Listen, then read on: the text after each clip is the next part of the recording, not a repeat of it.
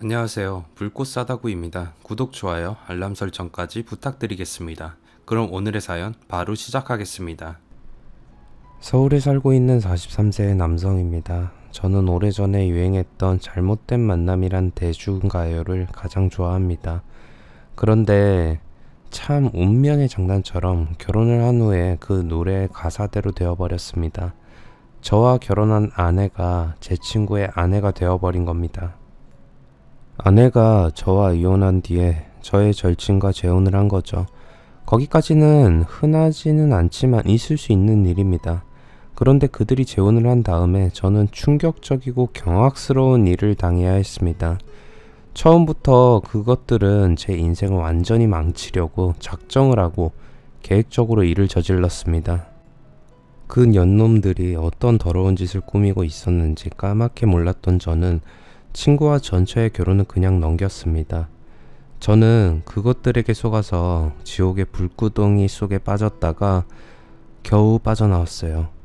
제가 당했던 어처구니 없는 일들을 생각하면 지금도 치가 떨릴 정도로 분한 마음을 억누르기 힘들 정도입니다. 가만히 생각해봐도 그들의 결합이 잘못된 만남이었는지, 애초에 아내를 만났던 게 잘못된 만남이었는지 저도 잘 모를 지경이에요.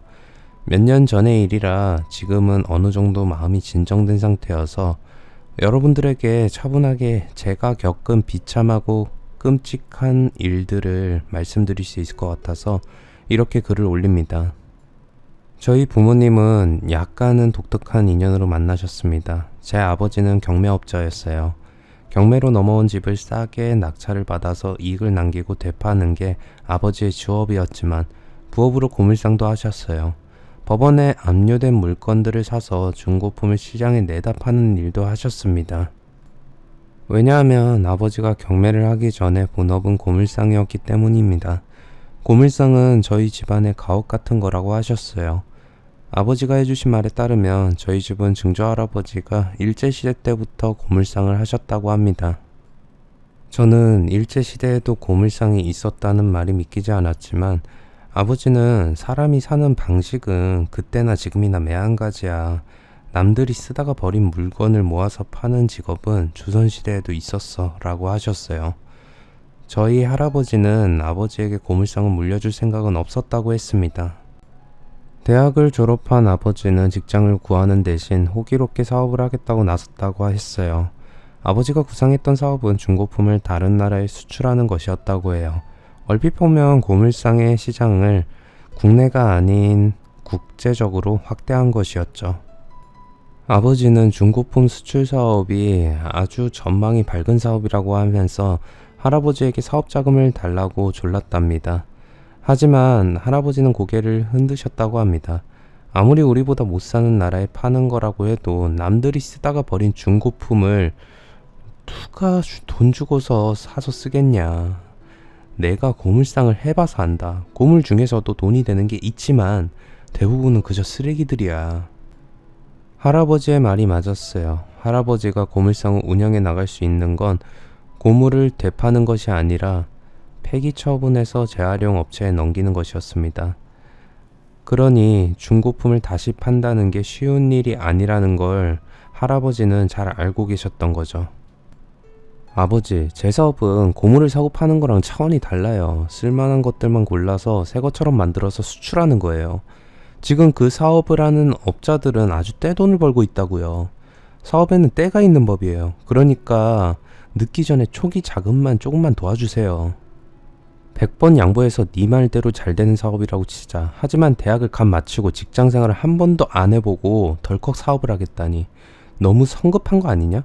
우선 1년이라도 월급쟁이로 일해보고서 다시 이야기하자. 할아버지는 사회 경험을 쌓은 다음에 사업을 시작하라고 말렸지만 아버지는 물 들어올 때 노져야 한다면서 지금 시작하지 않으면 그 사업으로 돈을 벌 수 없다고 우겼습니다. 아버지는 끈질기게 할아버지를 설득해서 1억이라는 거금을 받아냈어요. 아버지는 처음에 2천만 원만 있으면 된다고 했다가 사업을 시작한 다음에는 한 달이나 두 달에 한 번씩 할아버지를 찾아와서 손을 벌렸다고 합니다. 그렇게 1,000만 원, 2천만 원씩 더 가지고 간 돈이 1억이 넘게 되었던 거죠. 아마 지금 화폐 가치로 환산하면 10억이 넘는 거액일 겁니다. 돈은 계속 들어가는데 뚜렷한 성과는 없으니 1년이 지나자 할아버지는 조바심이 나기 시작하셨어요. 아버지를 불러서 수시로 사업이 어떻게 되어가는지 물으셨어요. 준규야, 무슨 놈의 사업이 1년이 넘도록 돈만 계속 들어가고 나오는 게 없냐? 제대로 되고 있기는 한 거냐? 아버지는 그때마다 잘 되고 있으니 걱정 말라는 말만 되풀이했다고 합니다. 아버지, 하나도 걱정하지 마세요. 원래 이 사업이 투자를 해서 수익이 날 때까지 시간이 좀 걸려요. 이제 동남아 쪽 나랑 몇 군데하고 거래를 막 텄어요. 몇 달만 기다리시면 제가 빌려간 돈에 이자까지 얹어서 싹 돌려드릴게요. 할아버지는 뭔가 개운하지 않았고 미심쩍었지만 아버지가 워낙 자신만만하게 큰 소리를 치니 잠자코 지켜보기만 하셨다고 했어요. 그러다 할아버지는 아버지의 사업이 이미 몇 달 전에 완전히 망해버렸다는 충격적인 사실을 알게 되셨다고 합니다.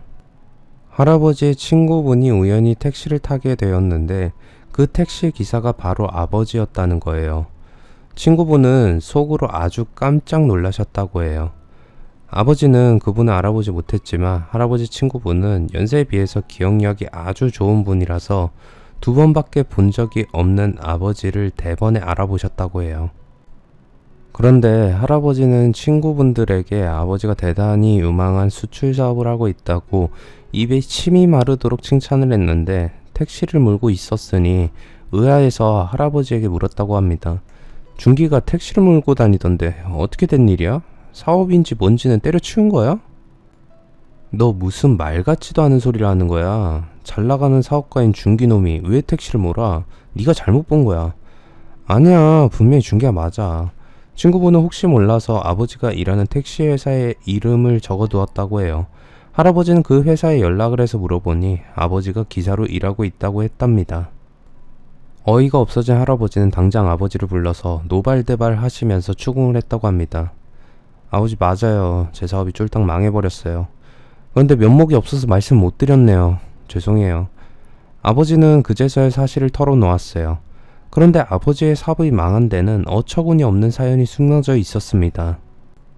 아버지는 중고품 수출 사업을 시작할 때 그 사업을 추천해준 선배한테서 동남아 지역의 발이 넓은 여성을 소개해 주었다고 합니다. 그녀는 베트남에 살면서 동남아 쪽으로 수출을 하려고 하는 사업가들에게 길을 터주거나 현지의 관계자들과 연결해주는 브로커 역할을 하고 있다고 했어요. 그녀는 아버지보다 3살 연상인 30 초반이었지만 상당한 미모의 여성이었다고 합니다. 아버지는 첫 만남에서 그녀에게 호감을 느끼게 되었다고 해요. 사업적인 이유로 자주 만나면서 그녀가 상당히 많은 재산을 가진 재력가라는 사실도 알게 되었다고 합니다. 젊은 그녀가 많은 재산을 가지게 된 것은 그녀의 전 남편에게서 받은 유산 때문이라고 했어요. 그녀는 5년 전에 사업가인 남편과 결혼을 했는데 불의의 사고로 2년 전에 남편이 세상을 떠나고 말았다고 합니다. 남편에게는 직계가족들이 없어서 그가 가진 재산은 전부 그녀가 상속받게 되었던 거죠. 아버지는 만약 그녀와 결혼하게 되면 자기가 하고 있는 사업에 날개를 달게 될 거라고 생각했답니다. 현실적인 걸 따진다면 한번 결혼했던 과거 같은 건 문제가 안 된다고 생각하셨던 거예요. 만남이 이어지면서 그녀도 아버지에게 호감을 가지고 있다는 걸 알게 된 아버지는 용기를 내서 프로포즈를 했고 그녀는 받아들였다고 해요. 아버지는 쇳불도 당김에 빼라는 말처럼 그녀를 집안에 소개하고 결혼식을 올리려고 했지만 그녀는 결혼은 아버지의 사업이 어느 정도 안정된 다음에 하자고 말했고 아버지도 그녀의 생각을 따랐다고 합니다. 아버지는 동남아에 수출을 하는 절차나 여러 가지 문제에 대한 해결을 전적으로 그녀에게 맡겼다고 합니다. 그때부터 그녀는 아버지에게 수시로 돈을 요구했다고 해요. 동남아 쪽 나라에서 사업을 하려면 정부 관리들한테 뇌물을 줘야 돼. 그 나라들은 정부가 부패해서 뒷돈을 찔러주지 않으면 아무것도 안 돼. 아버지도 그런 사정을 알고 있었기에 할아버지를 찾아가서 돈을 받아서 그녀가 원하는 대로 자금을 대주었던 겁니다. 그렇게 밑빠진 독처럼 돈이 들어가는데 도대체 수익은 나오지 않았다고 해요. 수익은커녕 수출이 언제 될지 기약조차 없었던 겁니다. 그러다가 아버지에게서 웬만큼 돈을 챙긴 그녀는 종적을 감춰버렸다고 합니다. 아버지는 그녀와 썸을 타다가 사기를 당하고 말았던 거죠.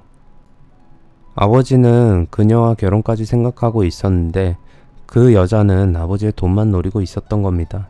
한마디로 사기꾼에 보기 좋게 당했던 거죠. 하지만 그 사실을 차마 할아버지에게 말할 수 없었던 아버지는 모든 걸 숨기고 택시 운전을 하면서 사기를 당한 돈을 조금이라도 회복하려고 노력했던 겁니다. 할아버지는 기가 막혔지만 이미 사기당한 돈을 다시 찾는 건 불가능한 일이었죠. 택시 운전은 그만두고 고물상이나 맡아서 운영해라. 큰 돈은 안 되지만 먹고 사는데 지장은 없을 거다. 못난 놈 같으니. 아버지는 지은 죄가 있었으니 할아버지의 말에 따를 수밖에 없었어요. 그래서 아버지는 고물상을 운영하게 되었는데 큰아버지가 아버지에게 경매를 해보라고 제안을 하셨던 겁니다. 제 큰아버지는 흔히 집달관이라고 불리는 법원 집행관이었습니다. 큰아버지의 원래 꿈은 판사가 되는 것이었다고 해요. 그래서 사법고시를 준비했었는데 5번이나 연거푸 낙방하자 그 꿈을 포기하고 법원직 공무원 시험에 응시를 했고 법원에서 근무를 하시다가 집행관이 되셨던 거예요. 경매로 넘어온 집이나 압류된 괜찮은 물건이 나오면 큰아버지는 아버지에게 연락을 했고 아버지는 빠르게 좋은 정보를 입수할 수 있어서 다른 경매업자보다 유리한 입장에서 입찰에 응할 수 있었어요. 그리고 한 번씩 압류된 물건들이 넘어오면 아버지가 받아서 중고품을 시장에 파는 일도 하게 되셨어요. 그러다 아버지는 엄마를 만나게 되었다고 해요. 엄마의 아버지는 사업을 하다가 무리하게 자금을 끌어와서 다른 업체를 인수했는데 생각만큼 수익이 나지 않아서 경영이 악화되었고 결국 부도가 나게 되었다고 해요. 공장이 경매로 넘어갔고 집은 물론이고 가구며 가전제품들도 모두 차압이 되었다고 합니다.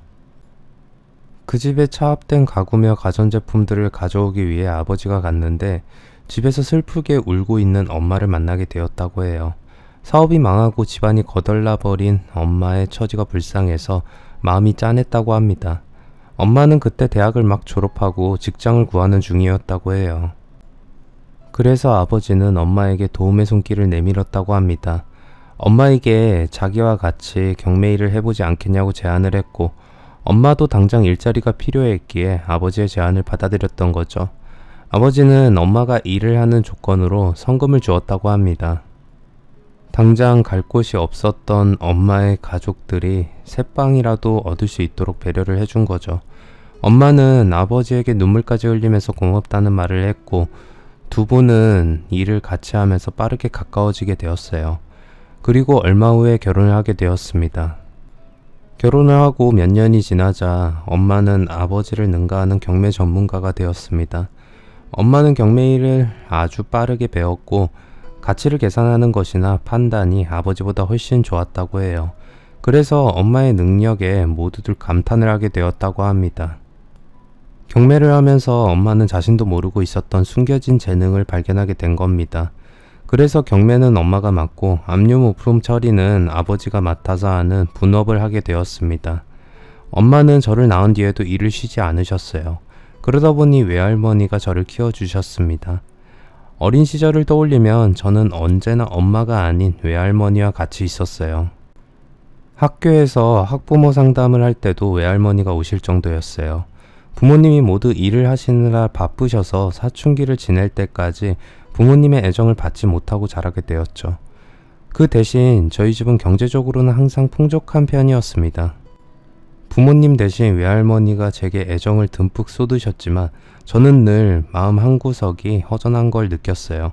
그래서 허전한 마음을 달래줄 뭔가를 찾게 되었는데 그것이 그림을 그리는 것이었습니다. 저는 어릴 때부터 그림을 그리는데 제법 소질이 있었습니다. 손에 펜을 쥐게 되면 늘 뭔가를 그리곤 했어요. 처음에는 낙서 같은 것이었지만 초등학교를 거치면서 제가 그리는 그림들은 다른 애들보다 뛰어났어요. 학교의 선생님들도 화가의 자질이 보인다고 칭찬을 해주셨어요. 그래서 중학교에 다닐 때부터 엄마에게 말해서 화실을 다니면서 본격적으로 그림을 배웠습니다. 이젤에 걸린 하얀 캔버스를 보고 있으면 마음이 차분해졌고 뭘 그려야 할지 영감이 저절로 떠올랐고 붓질을 시작하면 아무 생각도 나지 않았고 오히려 그림을 그리는 데만 집중을 했어요. 제가 머릿속에서 떠올린 생각을 캔버스에 옮기는 순간 가장 행복하고 즐거웠습니다. 저는 고등학교를 들어가서도 계속 화실을 다니면서 그림 공부를 했어요. 그런데 고3이 되자 아버지가 심각한 표정으로 저를 부르셨어요. 규철아, 이제 화실은 그만 다니고 공부를 해서 좋은 대학을 갈 생각을 해. 이제 고3인데 쓸데없이 그림 그리는데 시간 낭비는 그만해라. 아버지는 지금까지는 제가 좋아하는 취미라고만 생각해서 그림 그리는 걸 두고 봤지만 이제부터 그림 같은데 시간 낭비하지 말고 공부를 더해서 법대를 가라고 하셨어요. 저는 계속 미뤄왔지만 이제는 제 생각을 부모님에게 말씀드릴 때가 되었다고 판단했습니다. 아버지, 전 그림을 계속 하고 싶어요. 대학도 미대를 갈 생각이에요. 그러자 아버지는 눈이 커지더니 어처구니가 없다는 표정을 지으셨어요. 뭐? 이 자식이 미쳤나? 세상에 할 게 없어서 밥 빌어먹기 딱 좋은 환쟁이가 되겠다는 거야? 말 같지도 않은 소리 하지 말고 공부해서 법대를 들어가. 그리고 고시패스해서 법관이 되는 거야. 알겠어? 싫어요. 어떻게 살든 제 인생이에요. 아버지가 원하는 걸 제게 강요하지 마세요. 이놈의 자식이 어디 아버지한테 눈을 똑바로 뜨고 대들어. 내가 분명히 말하는데 당장 그림은 때려치워. 지금까지는 취미로 하는 거라 내버려 뒀더니 이게 정신이 완전히 나갔구나. 만약에 계속 그림 그리고 돌아다녔다가는 다리 몽둥이 확 분질러 버릴 테니까 그렇게 알아. 미친놈 같으니라고. 아버지는 제가 큰아버지가 못다 이룬 법관의 꿈을 계속 이뤄주기를 바라고 계셨어요. 그건 집안의 어른들이 모두 원하는 것이었습니다. 하지만 저는 죽어도 화가의 꿈을 포기할 수는 없었어요. 그래서 아버지 몰래 화실을 계속 다니면서 교과 공부보다는 그림에만 정성을 쏟았습니다. 하지만 아버지가 곧 그걸 알게 되셨어요. 아버지는 부모의 뜻을 거역하는 배은망덕한 놈이라고 화를 내시면서 제게 손찌검을 하셨고 제 방에 있던 그림 도구들을 모두 쓰레기통에 처박아 버리셨어요. 그러자 저도 화가 나서 눈이 뒤집혀서 아버지에게 소리를 지르면서 대들었어요. 내 인생 내가 원하는 대로 살겠다는데 아버지가 뭔데 가로막아요. 저 절대로 법대는 안 갈 거라고요. 이런 미친놈이. 내 말을 따르기 싫으면 당장 이 집에서 나가. 난 눈에 흙이 들어가도 자식놈이 환쟁이가 되는 꼴은 절대 못 봐. 아버지도 언성을 높이면서 제 뺨을 후려 갈겼어요. 여보, 그만해요. 이러다가 애 잡겠어요. 그만하라고요. 보다 못한 엄마가 나서서 흥분해서 이성을 상실한 아버지를 말렸습니다. 엄마가 뜯어 말려서 아버지는 겨우 진정을 하셨어요. 여보, 규철이가 저렇게 원하는데 미대에 가도록 허락해줘요. 한 번뿐인 인생인데 하고 싶은 걸 하면서 살아야죠. 웃기지 마. 그까지 그림 그린다고 돈이 나와 밥이 나와. 세상은 누가 뭐라고 해도 돈과 권력이 최고야. 나중에 시간이 지나면 내 말이 옳았다는 걸 규철이도 알게 될 거야. 그러니까 무조건 내가 시키는 대로 해. 엄마는 간곡하게 아버지를 설득하려고 했지만 아버지는 흔들리지 않고 고집을 피우셨어요. 그러자 엄마는 이제 저를 설득하셨어요. 규철아, 일단 법대에 들어가. 그런 다음에 대학을 다니면서 그림을 계속할 수도 있잖아. 그림은 그냥 취미로 즐겨라. 엄마의 설득에 저는 아버지의 말대로 법대에 들어가기로 마음을 먹었어요. 법대에 들어간 뒤에 저는 미술 동아리에 들어가서 활동을 했습니다. 이제 화가가 되겠다는 꿈은 접었지만 그림을 그리면서 마음을 진정시키게 되었어요. 저는 좋은 전시회가 있으면 늘 혼자 찾아가서 관람을 했습니다. 미술 동아리 선후배들과 같이 전시장에 가서 좋은 그림들을 감상하는 경우도 있었지만 혼자서 여유있게 작품을 감상하는 편이 더 좋았어요. 그날도 해외 유명 작가의 작품이 전시된다는 광고를 보고 전시장을 찾아갔습니다. 제가 좋아하는 화가들이 여러 명 있어서 그들의 작품을 제 눈으로 본다는 생각을 하니 며칠 전부터 마음이 설렜어요. 전시장에 들어서자 마음이 차분해졌고 아주 편안해졌어요. 저는 천천히 작품들을 하나씩 감상했습니다. 그때 제 눈에 젊은 여성 하나가 보였어요. 이상하게 그녀는 제가 마음에 드는 작품이 있어서 멈춰서서 오랫동안 바라보면서 감상하면 그녀도 똑같이 그 작품 옆에 멈춰 섰습니다. 그리고 제가 다른 곳으로 가면 그녀도 저를 따라왔고 우연의 일치처럼 다른 작품 앞에 멈춰서면 그녀도 멈춰서 그 작품을 뚫어지게 바라보았어요. 그러다 보니 저희들은 마치 일행처럼 같은 동선을 움직이게 되었어요. 작품을 바라보며 감상하는 시간도 거의 비슷했어요.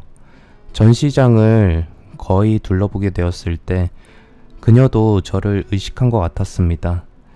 저기요, 왜 자꾸 저를 졸졸 따라다니세요? 제가 마지막 전시실에 들어가자 그녀가 먼저 와서 작품을 보고 있었어요.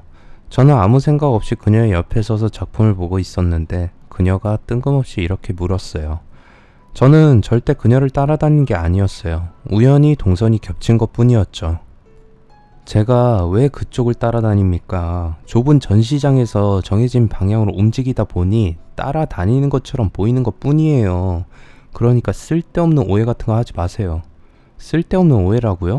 처음부터 그쪽이 제 뒤를 계속 따라왔잖아요. 제가 작품 앞에 멈춰 설 때마다 그쪽도 멈췄고요. 아니에요? 아니에요. 제가 좋아하는 작품이라서 멈췄던 겁니다. 저는 어떤 작품을 좋아하는지 제 취향을 말해 주었어요. 제 말을 들은 그녀는 굳어있던 표정을 풀었어요. 그쪽 말이 맞다면 작품 취향이 저랑 비슷하네요. 추상적인 작품들을 좋아하거든요.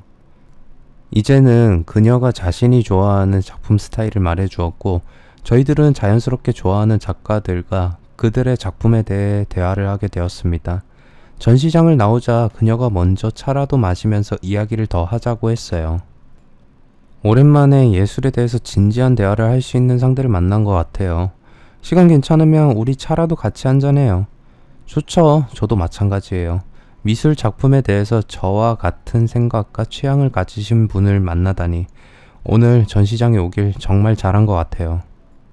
저희들은 전시장 근처의 카페로 들어가서 아메리카노를 마시면서 미술 전반에 대한 많은 이야기를 나눴습니다. 그녀의 이름은 정수미였어요. 서로 취향이 비슷하다 보니 저희들은 첫 만남에서 빠르게 친해졌어요. 그녀는 제가 가기를 원했던 미대를 다니고 있었다고 했어요.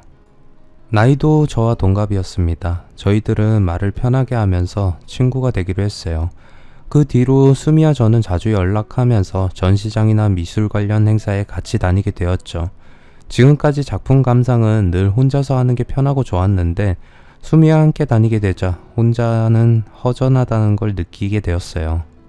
수미와 저는 예술에 관해서는 일란성 쌍둥이처럼 취향이 같았습니다.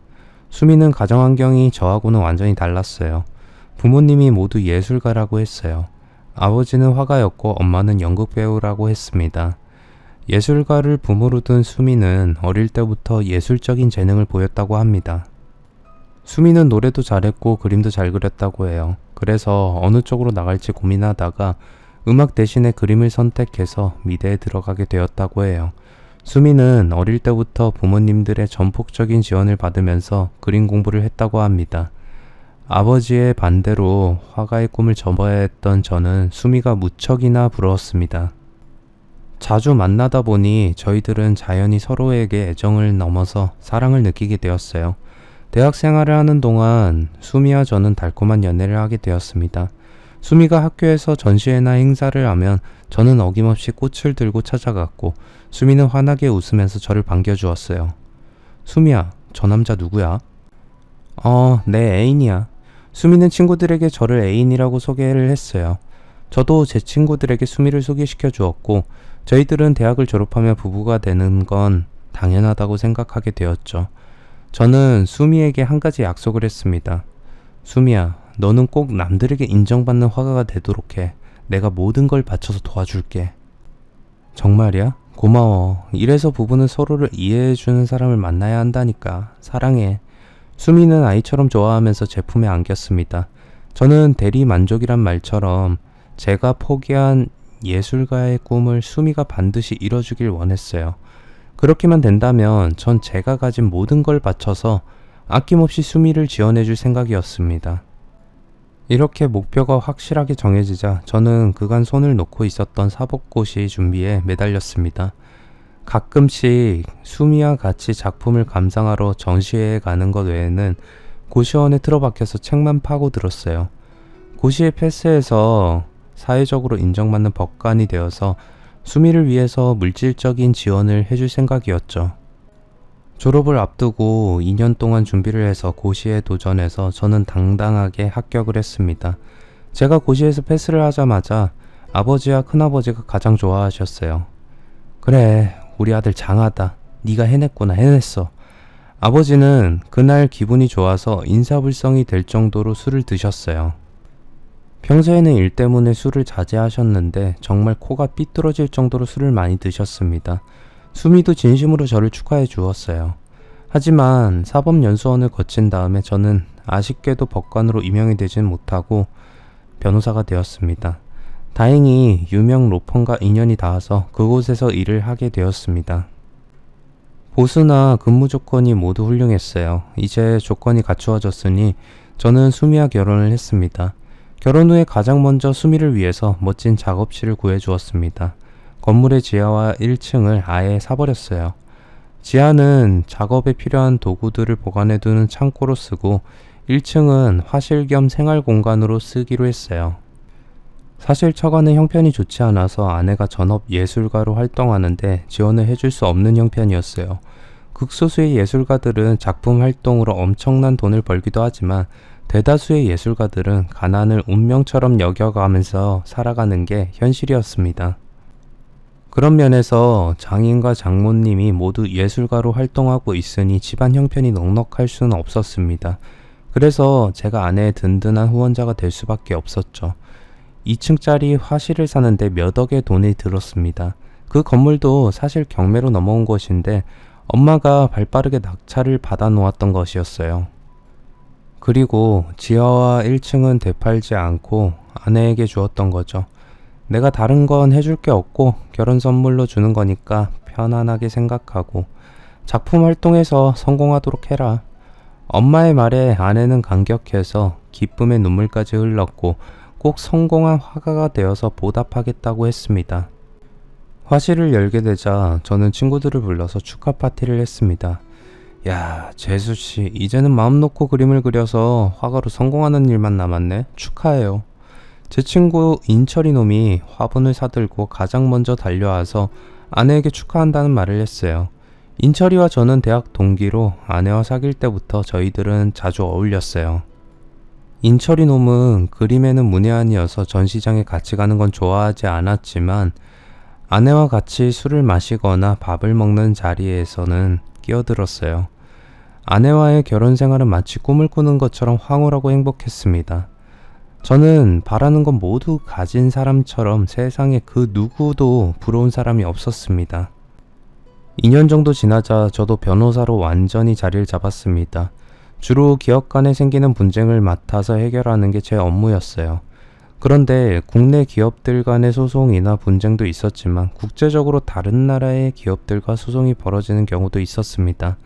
그런 일을 맡으려면 국제 변호사 자격이 필요했어요. 로펌에서도 제가 국제 변호사 자격을 따기를 원했습니다. 저는 일을 하면서 틈틈이 공부를 해서 국제 변호사 자격을 얻었고 저의 활동 무대는 국내가 아니라 국제적으로 넓어졌어요. 그런 노력에 대한 보상으로 더 많은 수입이 따라왔습니다. 경제적으로 안정이 되자 저는 취미생활로 괜찮은 작품들을 사서 모으기 시작했어요. 마음에 드는 작품이 있으면 전시장에서만 보는 게 아니라 가능하면 사서 집에 보관해두고 감상하기로 했어요. 그건 다른 면에서 재테크 수단도 되었습니다.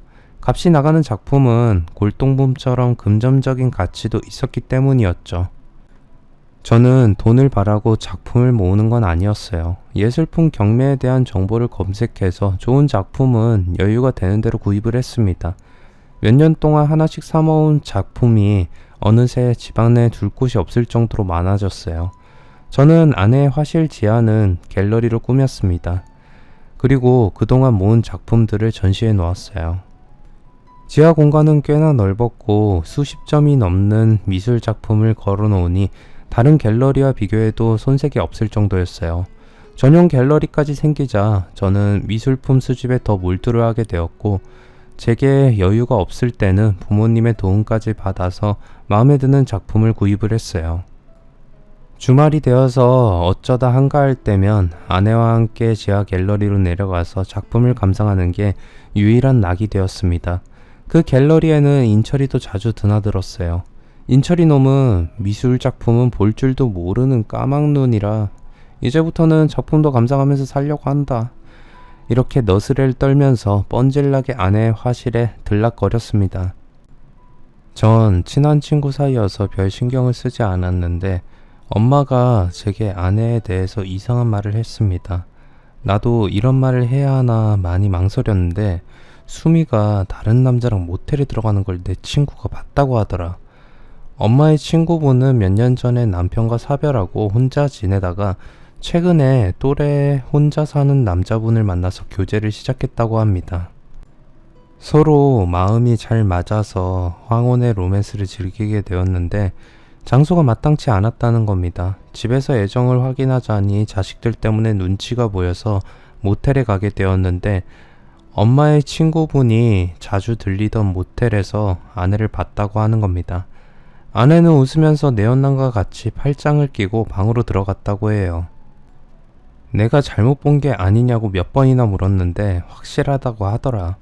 그러니 너도 수미가 뭘 하고 다닌지 유심히 살펴봐라. 원래 예술하는 여자애들이 해픈 법이다. 엄마는 자유분방한 기질이 있는 예술가들이 바람이 나기 쉬운 법이라고 하면서 수미가 뭘 하고 다니는지 잘 감시하라고 했어요. 아내의 주위에 남자들이 많은 건 사실이었습니다. 그때 수미는 정식 화가로 미술계에 등단을 한 상태였어요. 1년에도 서너 번씩 독자적인 전시회를 열 정도로 왕성한 활동을 하고 있었습니다. 그러니 주위에는 동료 화가들과 대학 선후배들이 많았어요. 그렇지만 아내가 바람을 피운다고 의심할 만한 상황은 없었습니다. 아내의 작업실과 갤러리에는 늘 많은 사람들이 드나들었기 때문에 주위에 남자가 많다는 이유만으로 아내의 불륜을 의심할 순 없었어요. 엄마 친구분은 모텔에서 아내를 봤다고 하지만 저는 잘못 본 거라고 생각하기로 했어요. 그런데 얼마 후에 제 친구 인철이와 아내의 관계가 수상하다는 거 알게 되었어요. 사건의 발단은 장인어른의 생신이 되어서 처가 식구들과 같이 식사를 할 때였어요. 제가 전화를 받기 위해 잠깐 자리를 비웠다가 통화를 마치고 식당 방으로 들어가려고 하는데 방 안에서 장모님의 목소리가 들렸습니다. 너 어떻게 할 거니? 언제까지 정서방한테 비밀로 할 수 있다고 생각해? 보고 있는 내가 마음이 불안해서 미칠 지경이야. 어서 정리하고 끝내. 장모님은 불안한 목소리로 아내에게 말했지만 아내는 태연하게 말했습니다. 나도 알고 있어. 조금만 기다려. 아직 더 뜯어낼 게 있으니까. 저는 밖에서 두 모녀의 대화를 계속 들었어요. 분명히 제 이름이 거론이 되었고 장모님은 어서 빨리 뭔가 끝내라고 자꾸만 재촉했는데 아내는 아직 때가 아니라는 말을 했어요. 저는 확실히 알 수 없었지만 아내가 제게 숨기고 있는 비밀이 있다는 건 분명했어요. 그리고 얼마 후에 아내가 숨기고 있던 비밀이 무엇이었는지 알게 되었고 전 큰 충격을 받게 되었어요. 아내와 인철이가 너무 자주 가깝게 지낸다는 생각이 들어서 농담처럼 아내에게 인철이하고 너무 친한 거 아니야? 누가 보면 당신이 인철이 마누란 줄 알겠어 라고 하자 아내는 정색을 하면서 화를 냈어요. 뭐? 당신 미친 거 아니야? 내가 인철이랑 바람이라도 피운다는 거야? 정말 웃겨. 말 같은 소리를 해. 저는 농담삼아 했던 말인데 아내는 불같이 화를 내면서 소리를 질러서 제가 도리어 무안해졌어요. 아 미안해. 그런 뜻 아니었어. 웃자고 한 말에 왜 죽자고 달려들면 어떡해. 저는 아내도 그저 웃어 넘길 거라 생각했는데 정반대의 반응을 보이자 그게 오히려 더 이상했어요. 그래서 혹시나 하는 마음에 엄마를 통해서 친구분에게 인철이 사진을 보여줬습니다. 맞아, 바로 이놈이야. 이놈이 네 며느리랑 같이 있었어. 엄마 친구분은 모텔에서 본 아내의 내연남이 인철이가 분명하다고 했다는 겁니다. 설마 아닐 거라고 믿었는데 제 마지막 기대가 산산조각으로 부서져 버렸습니다. 그렇다면 이젠 확실한 증거를 잡아야 했어요. 저는 아내 모르게 작업실에 감시 카메라를 설치했습니다. 아내가 전시회 때문에 지방으로 내려갔을 때 작업실 전체를 비춰주는 카메라를 닫았고 제 노트북에 연결을 했습니다. 몇 주 뒤에 녹화된 영상은 충격 그 자체였어요. 인철이와 아내는 작업실에서 수시로 관계를 가졌던 겁니다. 인철이와 관계를 할 때 아내의 얼굴은 세상에서 가장 행복한 표정이었어요. 둘은 서로를 끌어안고 사랑한다는 말을 수도 없이 했습니다. 확실한 증거를 확보한 저는 아내에게 영상을 보여줬어요. 처음에는 얼굴이 하얗게 질려서 아무 말도 못하던 아내는 곧 침착하게 인철이와 내연관계라는 걸 인정했어요. 그래, 어쩌다 보니 이렇게 돼버렸네. 당신한테는 미안한 말이지만 나 인철이 좋아하고 사랑해. 정말 뻔뻔스럽다는 생각이 들었습니다. 아내는 전혀 미안하지 않은 표정으로 제게 미안하다고 말하면서 인철이를 사랑한다고 했어요. 지금까지 제가 사랑했던 아내는 온데간데 없이 사라져버렸고 아주 낯선 여자가 무표정한 얼굴로 저를 쳐다보고 있었습니다. 저는 인철이 놈을 만나서 왜 이런 짓을 했는지 다그쳤습니다. 인철이 놈은 고개를 푹 숙이더니 미안해. 자주 만나서 대화하고 그러다 보니 수미를 좋아하게 됐어. 그러면 안 된다고 생각했는데 넘지 말아야 할 선을 넘고 말았어. 미안해. 인철이는 이제 아내가 없으면 못 살 것 같으니까 이혼하고 아내와 헤어져 달라고 부탁을 했어요. 그 뒤에 아내와 결혼하겠다고 하는 겁니다. 인철이는 아직 미혼이었습니다. 저를 믿었던 친구와 사랑했던 아내에게 뒤통수를 맞고 나니 정신이 하나도 없었고 도대체 지금 벌어지고 있는 일들이 현실인지 꿈인지 헷갈릴 정도로 믿어지지 않았습니다. 하지만 분명한 건 아내와 더 이상 부부관계를 지속할 수 없다는 것이었습니다. 아내도 이혼에는 동의를 했지만 어이가 없고 충격적인 말을 했어요. 당신한테 위자료를 줄 돈 없어. 작업실과 갤러리도 곧 경매에 넘어갈 거야. 내가 돈이 급해서 작업실을 담보로 대출을 받았어. 작업실과 지하에 갤러리를 만든 다음에 명의를 아내 앞으로 해줬었습니다. 저는 아내가 결혼 선물로 시댁에서 준 건물을 담보로 거액의 대출을 받을 거라고는 상상도 하지 못했어요. 도대체 왜 몇 억이나 돈이 필요했던 거야? 내가 당신이 돈이 필요하다고 하면 얼마든지 줬잖아. 모두 인철이 때문이야. 인철이가 사업에 실패하면서 일이 꼬여버렸어. 기왕 이렇게 된 거 전부 말할게. 이제 더 이상 당신 속이고 싶은 생각도 없어. 나도 많이 힘들었어. 인철이는 저와 결혼한 뒤에 아내와 내연관계를 맺게 되었다고 했지만 그건 거짓말이었습니다. 아내와 인철이는 고등학교 시절부터 알고 지냈던 사이라고 했어요. 아내와 인철이는 화실에서 처음 만났다고 했습니다. 인철이도 화가가 되려는 꿈을 가지고 있어서 화실을 다니면서 그림 공부를 했다고 합니다. 그곳에서 둘은 만났고 친구처럼 지내게 되었다고 해요. 그런데 인철이 아버지가 갑자기 돌아가시면서 집안 형편이 급격하게 기울어서 미대는 도저히 갈 수 없는 형편이 되었다고 합니다. 인철이는 저처럼 미대를 포기하고 대학에 들어와서 공부를 하면서 취업을 준비했던 거죠.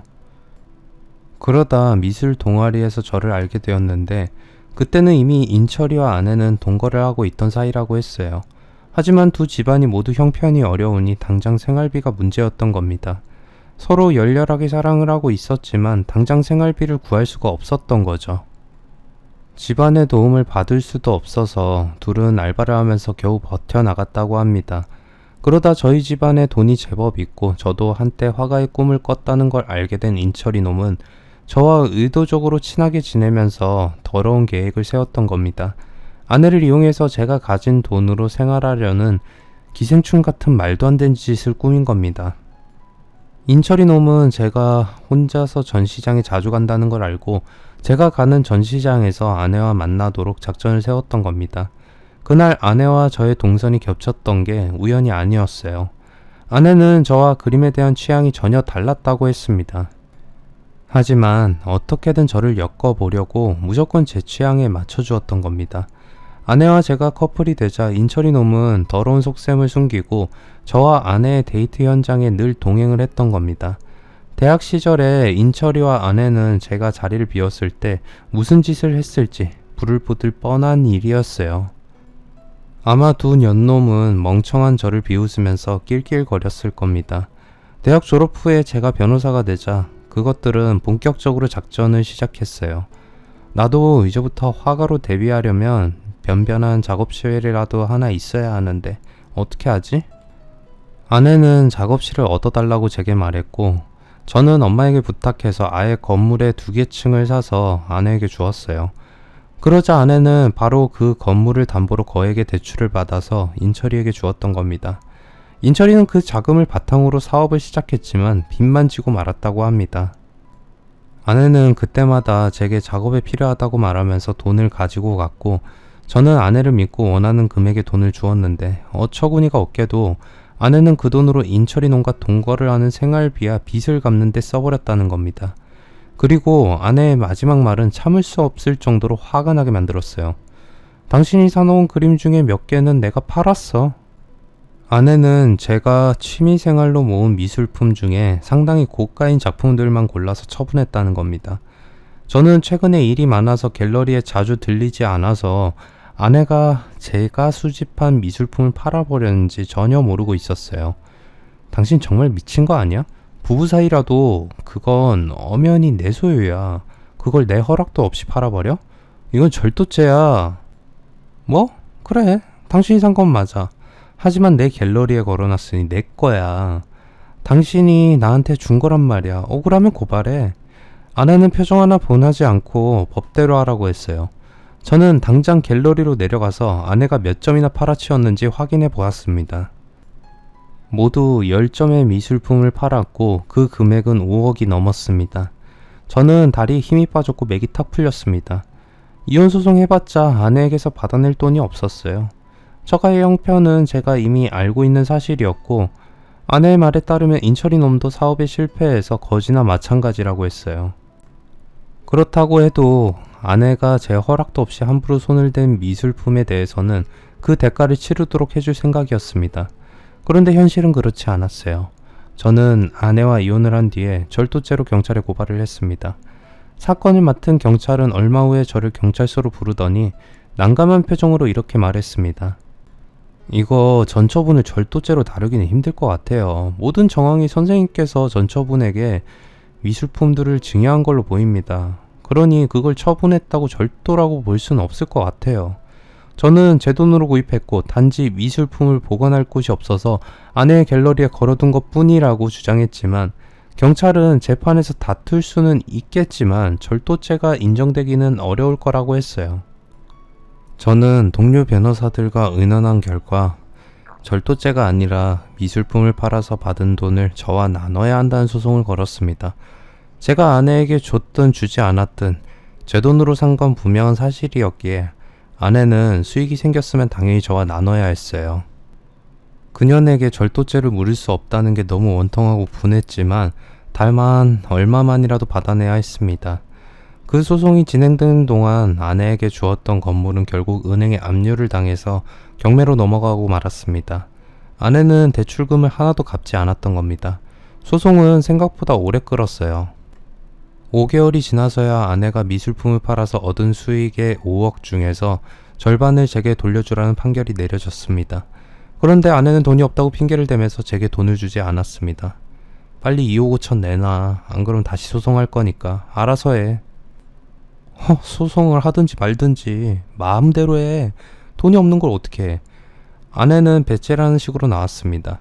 하지만 현실적으로 아내에게서 강제적으로 돈을 받아낼 방법은 강제집행을 신청하는 것밖에 없었어요. 하지만 건물은 날아갔고 아내 앞으로 된 재산이 없어서 강제로 집행할 게 없었습니다. 전 억울했지만 걔한테 물린 셈 치고 포기하려고 했는데 아버지에게서 연락이 왔습니다. 인철이 놈이 부도가 나서 경매로 나온 공장을 인수했다는 겁니다. 저는 깜짝 놀랐어요. 사업이 실패해서 알거지 신세라고 하던 놈이 10억이 넘어가는 공장을 인수하다니 믿어지지 않았어요. 그래서 알아보니 전처는 미술품을 팔아서 챙긴 돈과 건물을 담보로 대출을 받은 10억이 넘는 돈을 모두 장인의 계좌에 숨겨두고 있었던 겁니다. 저와 이혼을 한 뒤에 조용해지자 인철이 놈은 그 자금으로 사업을 다시 시작하려고 했던 겁니다. 연놈들이 끝까지 저를 속이고 기만했던 겁니다. 이제는 절대로 용서할 수가 없었어요. 저는 인철이 놈에게는 상간남 소송을 했고 아내에게도 다시 위자료 청구 소송을 제기했습니다. 그리고 미술계에도 아내의 더러운 짓거리를 알렸습니다. 소송에서는 저는 이겼고 기대에는 못 미치는 금액이지만 위자료를 받아냈어요. 그것보다 아내가 미술계에서 영구적으로 퇴출되어 버렸다는 소식을 듣고 위안이 되었습니다. 자신의 이익을 위해서 다른 사람은 어떻게 되든 이용해 먹겠다는 생각을 가진 인간들은 저는 쓰레기라고 부르고 싶습니다. 여러분들도 그런 부류의 인간들과는 절대 상종하지 마실 것을 부탁드립니다. 긴 글 읽어주셔서 감사합니다. 구독, 좋아요, 알람 설정 부탁드립니다.